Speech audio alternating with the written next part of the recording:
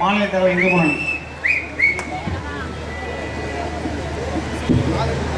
ஐந்து கரத்தனை ஆணை முகத்தனை இந்தின் இடம்பிறை போலுமீட்டனை நந்தி மகந்தனை ஞான கொழுந்தினை புந்தியில் வைத்தடி போற்றுகின்றேனே. பாரத தாயினுடைய பொற்பாதத்தை வணங்கி அவிநாசி தாலுகா இந்து முன்னணி நடத்தும் விவேகானந்தரின் 150வது ஜெயந்தி விழாவும் மதமாற்ற தடுப்பு மாநாடும் இந்த நிகழ்ச்சிக்கு தலைமை வகிக்கும் இந்து முன்னணி பேரியக்கத்துடைய மாநில பொதுச் செயலாளர் ஸ்ரீ காடேஸ்வரா சுப்பிரமணியம் அவர்களுக்கும், முன்னிலை வகிக்கும் B.S. செந்தில்குமார் அவர்களுக்கும் மற்றும் நம்முடைய எழுச்சியுரை ஆற்ற வந்திருக்கின்ற தமிழகம் தெய்வீக பூமிதான், ஆன்மீக பூமிதான், தமிழன் பூமிதான். ஒரு முஸ்லிமோ கிறிஸ்தவனோ ஒழுங்கா இருந்தா இங்க இருக்கலாம், இல்லைனா இருக்க கூட முடியாது என்ற நிலையை உருவாக்கி ஆவேன் என்று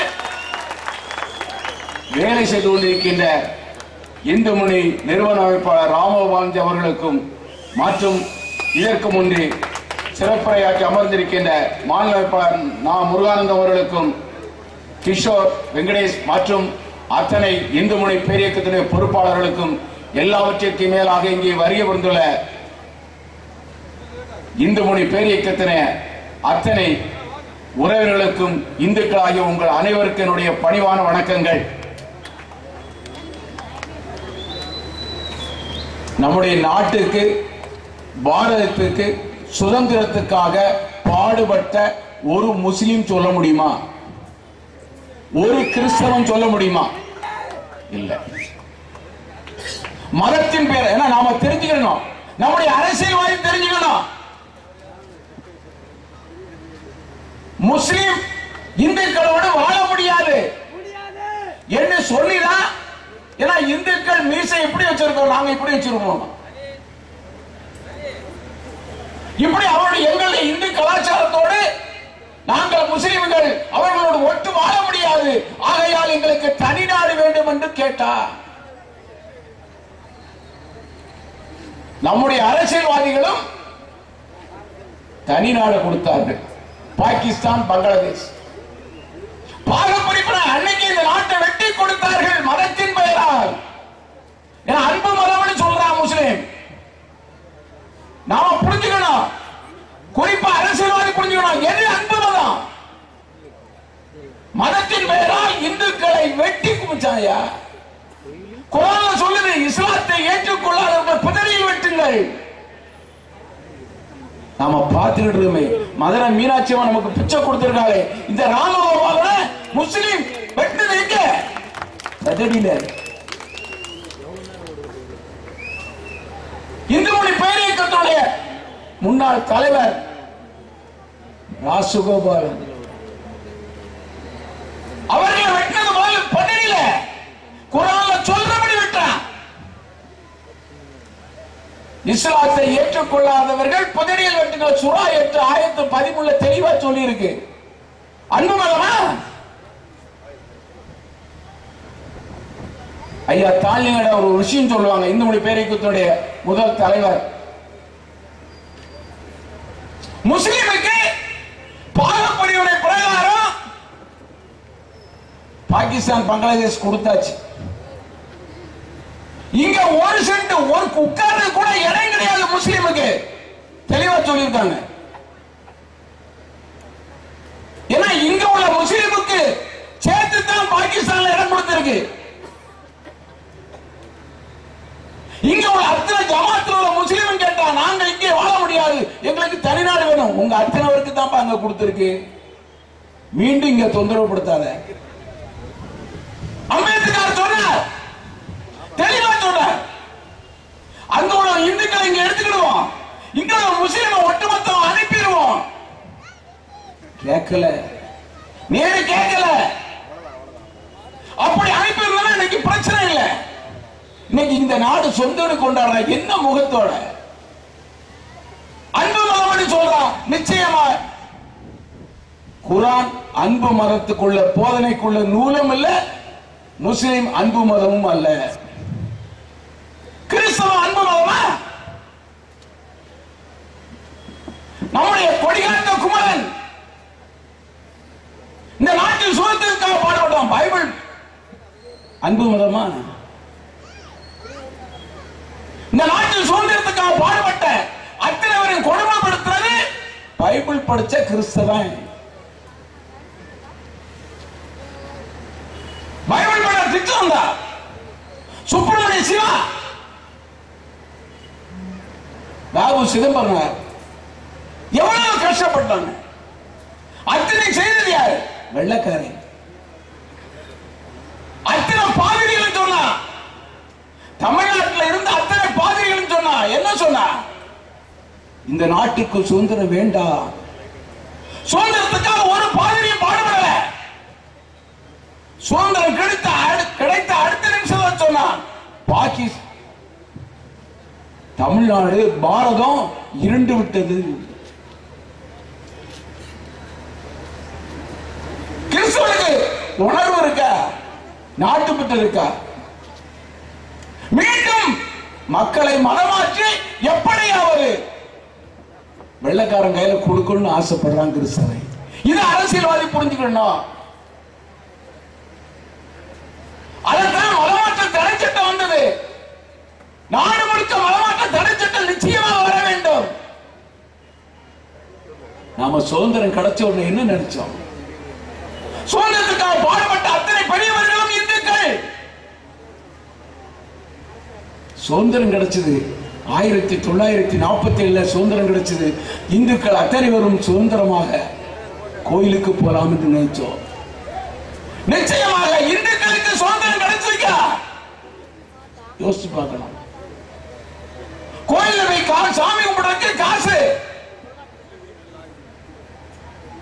பாரதியார் தெளிவா பாடினாரு.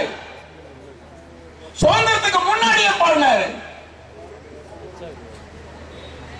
வெள்ளி பனிமலை மீது உலாவுவோம், நீல கடலோரம் கப்பல் செய்வோம், பள்ளி தலைமறைத்தும் கோயில் செய்வோம், இதை பாரத தேசம் என்று தோல் கொட்டுவோம், நல்ல பல கல்வி சாலைகள் அமைப்போம்.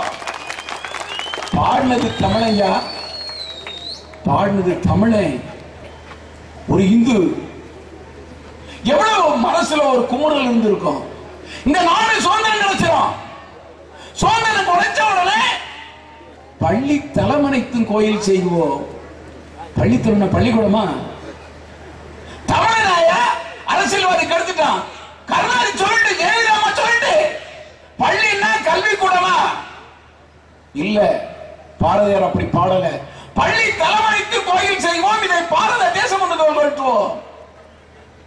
எங்கெங்கெல்லாம் நம்முடைய கோயில் உடைக்கப்பட்டு மசூதி ஆக்கப்பட்டிருக்கோம், அவைகள் மீண்டும் கோயிலாக்க வேண்டும். அயோத்தி, மதுரா, காசி. அதற்கு பிறகுதான் பள்ளி தலைமனைத்தும் கோயில் செய்வோம், இதை பாரத தேசம் என்று தோல் கொட்டுவோம். அது மட்டுமல்ல, கிறிஸ்தவ சர்ச்சைக்கு பேரும் கூட பள்ளிதான். சாந்தோம் சர்ச்சு சென்னையில. ஏன்னா நம்ம கோயில் பாண்டிச்சேரியில நம்ம கோயில உடைச்சு கிறிஸ்தவ சர்ச்சு கட்டியிருக்கான். இப்படி நிறைய சொல்ல முடியும். அந்த மன உறுத்தல தான் பாருனாரு. கல்வி சாலைகளை பள்ளி ஆக்கணும் ஒரு நாளும் பாட மாட்டார். கல்விதான். கொஞ்ச காலத்துக்கு முன்னாடி நம்ம ஊர்ல உள்ள பள்ளி கல்வி நிலையெல்லாம் என்ன எப்படி ஆச்சு? இந்து பாடசாலை பாடசாலைன்னு இருக்கும். ஆகையால் இதை நாம் புரிந்து கொள்ள வேண்டும். மதமாற்றத்தினால் எவ்வளவு விளைவு வருகின்றது. அன்பு மதமா? கிறிஸ்தவம் அன்பு மதமா? பாவிகளை ரட்சிக்க இயேசு வர்றாரா? அவங்க நாட்டில் வரலாம் ஐயா. தமிழகத்தில் பாவி இல்லையே. அந்த நாட்டில் பாவி இருக்கலாம். எங்களுக்கு சொல்லியிருக்கோமே. என்ன சொல்லியிருக்கோம்? என்ன குற்றம் செய்தாலும் உனக்கு தண்டனை உண்டு, மறுபிறப்பில் உண்டு. சித்தாந்த பசங்க நிறைய பேசலாம். மறுபிறப்பு நீ இல்லைன்னு சொல்ற, ரெண்டு பேரும் சொல்ற. ஒரு குழந்தை பிறந்த குழந்தை நடக்க முடியலையா? அந்த குழந்தை செய்த பாவத்துக்கு தந்தாப்புல தானே. முன்வினை ஏத்துக்க. இயேசு படைச்சார்னு சொல்றீங்க. கொஞ்சம் யோசிச்சு பார்க்கணும். கிறிஸ்தவ யோசிச்சு பார்க்கணும். பாதிரி யோசிச்சு பார்க்கணும். இயேசு படைத்தார். எல்லாத்தையும் இயேசு படைச்சார். ஒரு கடவுள்ங்கிற ஸ்தானத்தில் இருக்கவே ஒரு சின்ன குழந்தை, கை கால் நடக்காத குழந்தைய படைப்பானா? அப்படி ஒருத்தன் கடவுளா இருந்தா நம்ம ஏத்துக்கிட முடியுமா? யோசிச்சு பாருங்க, சிந்திக்கணும். எப்படி ஏத்துக்கிற முடியும்? ஆகையால் நம்மளை ஏமாற்றுகின்றார்கள். இப்படிப்பட்ட மதமாற்றத்தை தடுப்பது எப்படி? மதமாற்ற தடுத்துட்டு இந்த நாட்டில் போடணும். அதுக்கு நாம் ரொம்ப வேலை செய்யணும். அதுக்கு முன்னாலே நாமளே தடுக்க முடியும். அரசியல்வாதி சட்டம் போட்டு தடுக்கணும், நாம தடுக்க முடியும். நமக்கு விவேகானந்தர் வழிகாட்டி. இந்து ஒரு நாள் ஒருத்தர் ஒண்ணு பண்ண, ஒரு இந்து இருந்தா கூட ஓட விரட்டுவாயா. ஒரு இந்து இருந்தா கூட எங்கேயாவது ஒரு இடத்துல சிக்கிக்கிட்டான் ஒரு இந்து, அவன் விரட்டி அடிக்கிறான். அப்படிதான் சுவாமி விவேகானந்தர் சிக்காகோவுக்கு போறார். சர்வ சமய மாநாடு நடத்துற யாரு? கிறிஸ்தவன். எதுக்கு நடத்துற? உலகத்துல கிறிஸ்தவ சமயத்தை தவிர வேற எந்த சமயம் இருக்கக்கூடாது. ஒரு சிலரை கூப்பிட்டு அப்பவே என்ன செய்யறா? பேச வைக்கிறா. ஆனா விவேகானந்தருக்கு அங்கே கொடுக்கப்பட்ட நேரம் 2 நிமிடம். யோசிச்சு பார்க்கணும். அவன் எப்படியோ கஷ்டப்பட்டு 10 சமயத்தை 10 மணி அடிக்க டாம் டாம் டாம்னே அதை நடத்தின அத்தனை கிறிஸ்தவ பாதிரி போல பிரச்சனை. எவனாவது ஒருத்தர் நல்ல கருத்தை சொல்லிட்டானா போச்ச, ஒருத்தர் சொல்லிக்கிற மாட்டான். ஏன்னா பெரியவர்கள் சில முக்கியமான ஆள்லாம் வரல. ஆகையால் இந்து சமயம் ஒன்னும் முன்னேற முடியாது. கிறிஸ்தவன் தான் உலகத்துக்கு வழிகாட்டிங்கிறத நாம நிறைவேற்றலான்ட்டு அந்த சர்வ சமய மாநாடு நடந்தது. விவேகானந்தர் 2 நிமிஷத்துக்கு போறார் பேசுறது. ஒரே ஒரு வார்த்தை தான், நான். அத்தனை கூட்டத்திலே சகோதர சகோதரிகளை தான் சொன்னார். ஏன்னா அந்த ஆன்மீக உணர்வு தன்னுடைய மனசுல அத்தனை மக்களையும் சகோதர சகோதரிகளாக காமித்து தன்னுடைய வாழ்க்கையை நடத்தி காமித்தவன் ஒரு இந்து விவேகானந்தன். அதனாலதான் 7000 பேர் இந்த சபையில கைதட்டினா, வரவேற்றா. அத்தனை மதத்து காரணம். அன்றைக்கே கிறிஸ்தவன் செத்து விட்டது. அதுக்கு பிறகு சொல்றாரு, நான் உலகத்திலே பழமையான உலகத்துக்கு வழிகாட்டியாக இருந்த அன்பு மதமாகிய இந்து சமயத்தில் இருந்து நான் இங்கு வந்து பேச வந்திருக்கின்றேன். இதை விட ஒரு உதாரணம் வேணுமா? இந்துவுக்கு இதை விட பெருமை வேணுமா? அப்படிப்பட்ட விவேகானந்தருக்கு தான் வேற வழி இல்லாம அத்தனை அரசியல்வாதிகளும் விவேகானந்தர் ஜெயந்தி 150 ஆண்டு விழா கொண்டாடி கொண்டு இருக்கின்றார்கள். ஏன்னா இந்து ஓட்டு வேணும்.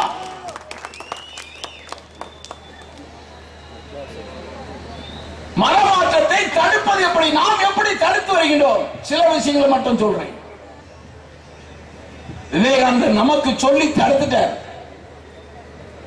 சில பகுதியில் நடந்த சம்பவங்கள் கடந்த ஒரு 6 மாதத்துக்கு முன்னால விவேகானந்தர் கண்ட இயேசு சொல்றது யாரு? மோகன் சி லாசரஸ். நாடு முழுக்க பலம் வந்து சுற்றி கொண்டிருக்கிறான்.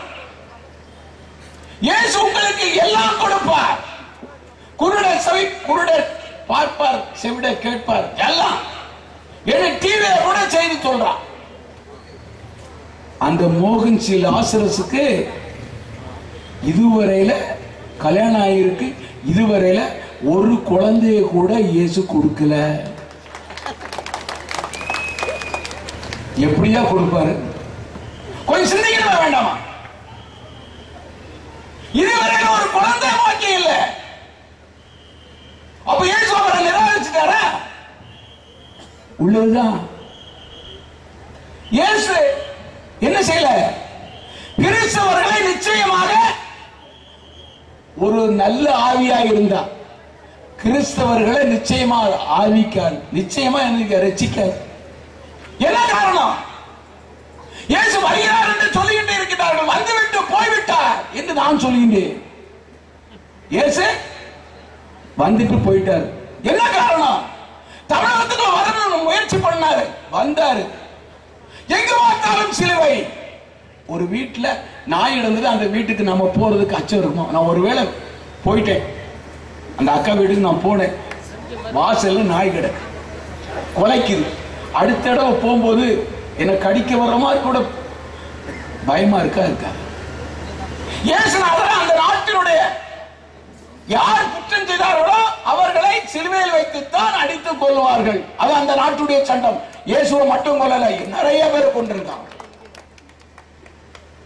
அதுபோல சிலுவையில் வச்சு அடிச்சு கொண்டாச்சு. வானத்திலிருந்து அப்படி வராது. வந்தா எங்க பார்த்தாலும் சிலுவை, ஊருக்கு அப்பாற்பட்டு பார்த்தாலும் கல்லறையில சிலுவை. எப்படிப்பா வருவாரு?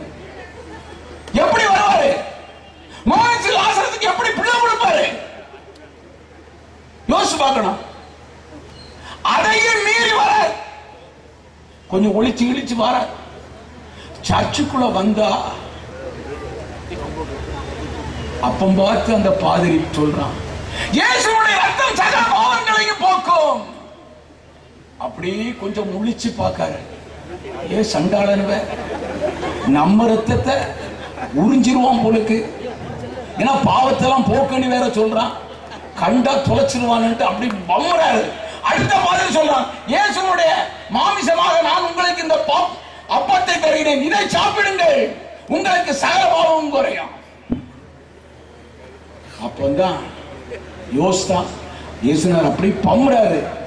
என்னடா நம்முடைய இப்ப பார்த்துட்டான் இயேசுனான் தெரிஞ்சுட்டா ஒரு பையன் நம்மள கொஞ்சம் கூட சட்னி ஆக்கிடுவான். ஆகையால் எடுத்த ஓட்டம் ஓட்டம் ஓடிக்கொண்டே இருக்கின்றார். எப்படியா இயேசுநாதர் ஒரு கிறிஸ்தவனுக்கு எந்த சலுகையும் பண்ண மாட்டார். அதை நம்ம முதல்ல புரிஞ்சுக்கணும்.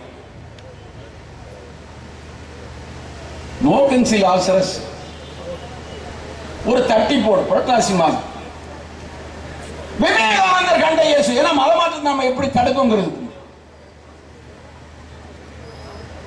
இதற்கு முன்னாடி ஒரு விஷயம், ஒரு சம்பவம் நடந்த உண்மை சம்பவம். ஒரு 20 வயசு பையன், அவன் பெந்தேகோஸ்து. இயேசு ரட்சிப்பார், இயேசு எல்லாத்தையும் குணமாக்குவார், அப்படி இப்படி அண்ணா முன்னா சொல்றான்.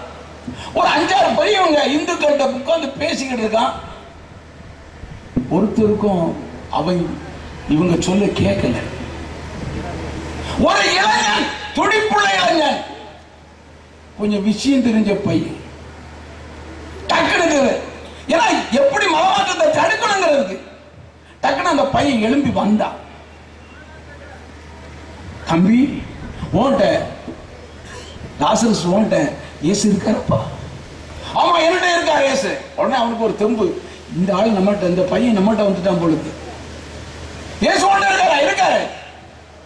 இயேசு ரத்தம் சகல பாவங்களையும் போக்கும்ல. ஆமா போக்கும். இயேசு மாமிசம் சகல பாவங்களையும் போக்கும். இயேசு ஓன்ட்ட இருக்காரா? தமக்கு அவனுடைய வலதுகையை பிடிச்சு இந்த தம்பி ஒரு கடி கடித்தான் பார்க்கணும். அடி துள்ளி ஓட்டான். தம்பி நான் பாவம் செய்திருக்கமா? அண்ணே எனக்கு கொஞ்சோல ரத்தம் தான். எந்த கிறிஸ்தவன் கொடுப்பானா? எந்த பாதிரியாவது கொடுப்பானா? இப்படி மோசடி மதமாற்றம் தடுக்கப்பட்டு வருகிறது. மோகன்சில் ஆசரஸ் என்ன செய்யறா? விவேகானந்தர் கண்ட இயேசு. விவேகானந்தர் இயேசுவை கும்பிட சொன்னார். எண்ணி ஞான தீபம் என்கிற புஸ்தகத்துல இத்தனாவது பக்கம் எண்ணி வேற போட்டான். திடீர்னு இந்த தகவல் கிடைக்குது. காவல்துறைக்கு சொல்லிட்டு இந்த தகவல் பிரகாரம் அந்த பகுதிக்கு போறோம். காவல்துறையும் வந்துச்சு. பார்த்தாச்சுன்னா இந்த மாதிரி ஞான தீபம் புஸ்தகத்துல எழுதியிருக்கு, இத்தனாவது பக்கத்துல நீ வேற போட்டிருக்கான். நீங்க சொல்றீங்க அவன் இடத்துலதான் மோகன்சில் ஆசரஸ் அவங்களுடைய சர்ச்சை இடத்துல தான் வச்சிருக்கான். 2 போர்டு, பெரிய போர்டு, டிஜிட்டல் போர்டு, விவேகானந்தர் படம், இயேசு படம். ஏன்னா விவேகானந்தர் சொல்லி இந்துவ மதமாத்தணும், அவ்வளவுதான் சொன்னோம். காவல்துறை சேர்ந்த இன்ஸ்பெக்டர் டிஎஸ்பியும் கேட்கிற மாதிரி இல்லை. அவங்க இடத்துல வச்சிருக்கா, நாங்க எப்படியா மாத்த முடியும்? அப்பதான் சொன்ன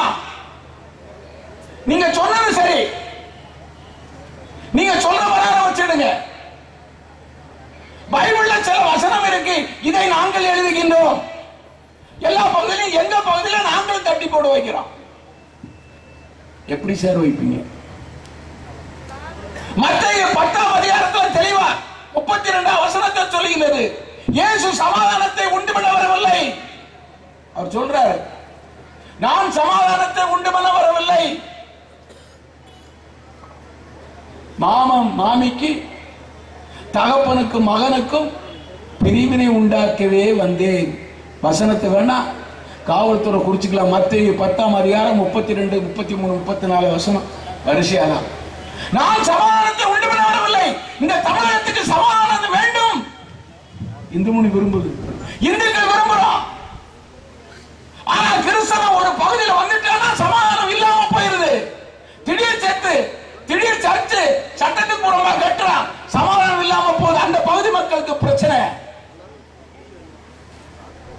அதான் அந்த காவல்துறை சொன்னோம். அது மட்டுமல்ல, எவன் ஒருவன் தன் தந்தையின் தாயை நேசிக்கின்றானோ அவன் எனக்கு பாத்திரன் அல்ல. சார், நாங்க எப்படி எழுதி வைக்க போறோம்னா, யாராவது ஒரு ஆளு அம்மா அப்பா, ஏன்னா மாதா பிதா குரு தெய்வம் அவ்வையார் பாட்டு சொல்லியிருக்கு. ஆனா பைபிள்ல சொல்லியிருக்கு அம்மா அப்பா கும்பிடவே எனக்கு பாத்திரம் இல்லை. ஆனால் இயேசு சொல்லுகின்றார், அம்மாவை அப்பாவையும் எந்த கிறிஸ்தவன் கும்பிட்டா கூட அவன் கிறிஸ்தவன் அல்ல. இனி நாங்க எல்லா இடத்துலையும் தட்டி போட வைக்க போறோம் சார் என்று சொல்லிட்டு நாங்க போயிட்டோம். 1 மணி நேரம் ஆகல, அவங்க போய் உள்ள போய், ஏன்னா ஒரு கிறிஸ்தவ பாதிரி எப்படி புத்தலாட்டம் பண்றாங்கிறத நாம புரிஞ்சுக்கணும். பார்த்தா உள்ள போய் அந்த பொசதடியா பான்னு சொன்னா பொசமும் இல்லை, ஒண்ணும் இல்லை, சும்மா அவன் மனசுல வந்ததெல்லாம் எழுதியிருக்கான். தட்டி போடு. ஒரு அரை மணி நேரத்தில் கலத்தப்பட்டது. ஆங்கங்கே பார்த்தா எங்கேயும் என்ன இல்லை, தட்டி போடு. உடனே போன் பண்ணி, நாங்க தட்டி போட்டு எடுத்துட்டு நீங்க ஏதாவது இந்த வசனங்கள் வைக்க வேண்டாம். ஆகையால் மனமாற்றத்தை நாம் தடுக்க முடியும். நிச்சயமாக இந்துக்களால் தடுக்க முடியும். அரசுக்கு சவால் விட்டு சொல்லுகிறோம், உங்கள் மனமாற்ற தடை சட்டத்தை குப்பையில் போடுங்கள். ஒரு இந்து எழுச்சி பண்ண போறோம். இந்துக்களை தட்டி எழுப்ப வேண்டியது ஐயா வழிகாட்டி எங்களுக்கு ராமகோபாலன் எப்படி தட்டி எழுப்ப வேண்டும் என்று சொல்லுகிறார்களோ அப்படி தட்டி எழுப்புகின்றோம். ஒரு 40-50 நாள் தான் இருக்கும் ஒரு கிராமத்துல. ஏன்னா இந்து மொழி கூட இல்ல, யாரும் இல்ல. ஒரு சர்ச்சில் தன்னுடைய வீட்டு பக்கத்துல உள்ள சர்ச்சில் செவன்த் டே அட்வர்டைசன் என்கிற ஒரு சர்ச் தினசரி 1 மணிக்கு ஒருக்கா சத்தம், காலையில 5 மணிக்கே சத்தம் போட்டு பெரிய ஒலிபெருக்கி. அந்த பகுதிக்கு புதுசா ஐபிஎஸ் முடிச்ச ஒரு ஏஎஸ்பி ட்ரைனிங் வந்திருக்க. அவர் கொஞ்சம் ஒரு திரில் பண்ண. இந்த பெண்மணி சாதாரண ஒரு குடும்ப பெண் தொலைபேசியில காலையில 6 மணிக்கு தொலைபேசி போலீஸ் காவல்துறைக்கு போன் பண்ணி, இந்த மாதிரியா எங்களால் நிம்மதியாக இருக்க முடியவில்லை, இதை பார்த்துங்கள் கேளுங்கள். அவ்வளவுதான். அந்த ஏஎஸ்பி உடனே வந்து அந்த சர்ச்சில் உள்ள இந்த கூம்பு ஒளிபெருக்கு களத்து, இனிமேல் இப்படி சத்தம் போடப்படாது, சர்ச்சுக்குள்ள வச்சு வேணா பிரேயர் பண்ணிக்க. யார் தடுத்தா? சாதாரண இந்து மதமாற்றத்தை தடுத்து விட்டார்கள்.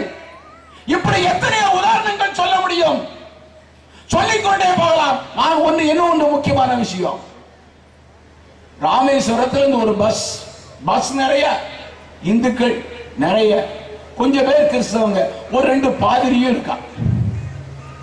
பஸ் பிரேக் டவுன் நடந்த சம்பவங்கள்.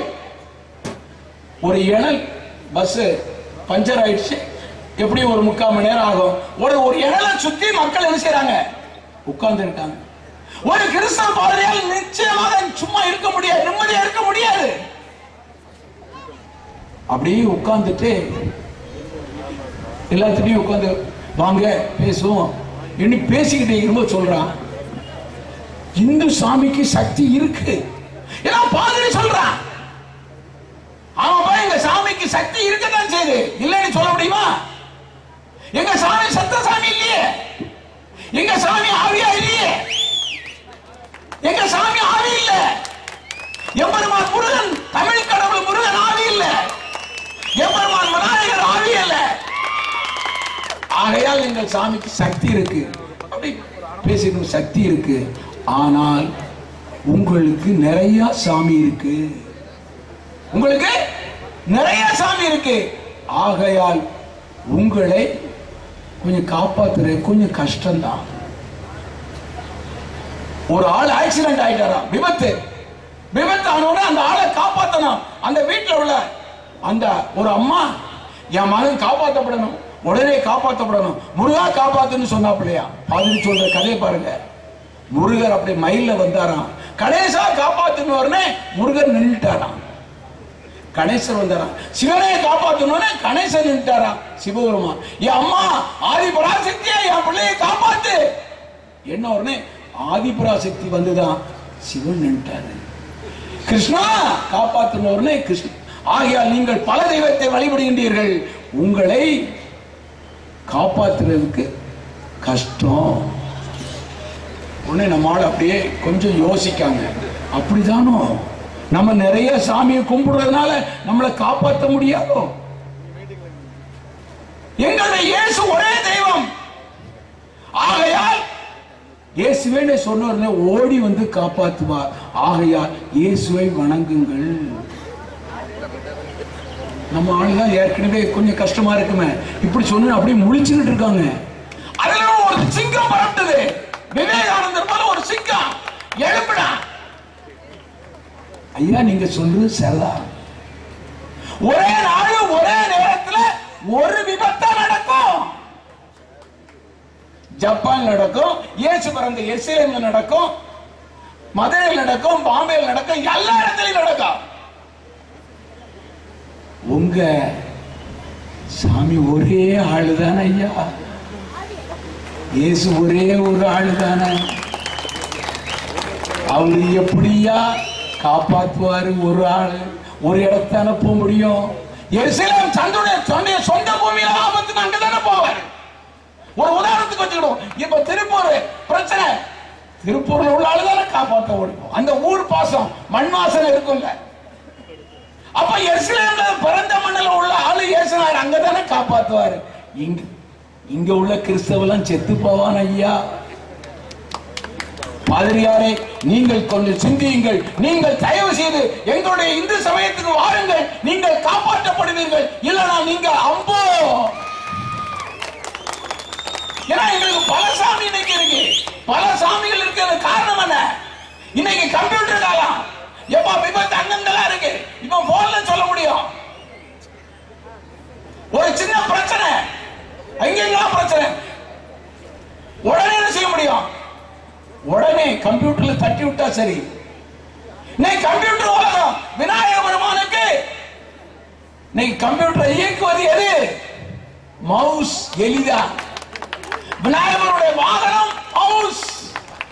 ஆகையால் கம்ப்யூட்டர் காலம். இந்துக்கள் எத்தனையோ லட்சம் வருஷத்துக்கு முன்னால் நான் கண்டுபிடிச்சு வச்சிருக்கோம். இந்த கம்ப்யூட்டர்ல போட்டா சரி, யார் யார் 33 கோடி தெய்வம் எத்தனை மக்களை காப்பாற்ற முடியும். ஆகையால் கிறிஸ்தவனை நீ உடனே மதம் மாறி தாய் மதமாகிய இந்துக்களுக்கு வந்து இந்து ஆகிவிடு, நீ காப்பாற்றப்படுவாய். இப்படி சொல்லி மதமாற்றம் தடுக்கப்படுது. கிறிஸ்தவர்கள் நிறைய பேர் வந்துகிட்டு இருக்கான். ஆகையால் இந்துக்களாகிய நாம் கொஞ்சம் நாம என்ன செய்யணும்? உஷாரா இருக்கணும். மதமாற்றத்தை அரசியல்வாதி தடுக்க வேண்டிய அவசியமே இல்லை. நம்மால் முடியும், நம்மால் முடியும். விவேகானந்தர் நமக்கு கொடுத்திருக்க விஷயம் நம்மால் முடியும். இந்துக்களால் முடியாத காரியம் உலகத்தில் இல்லை. ஒரு தனி மனிதனால் நிச்சயமா நிறைய விஷயம். ஆகையால் உலகத்துக்கு வழிகாட்டி இந்துதான் தமிழன். தமிழ் கடவுள் முருகனுக்கு சட்டமன்றத்தில் முருகனுடைய படம் மாட்டப்பட வேண்டும். தமிழகத்தில் அத்தனை மாவட்ட ஆட்சியாளர் அலுவலகத்திலையும் தமிழ் கடவுள் முருகனுடைய படம் மாட்டப்படணும். அந்த காலம் வரை நாம் ஒவ்வொருவரும் இந்துக்கள் வேலை செய்ய வேண்டும் என்று சொல்லி அமைதியை நன்றி வணக்கம்.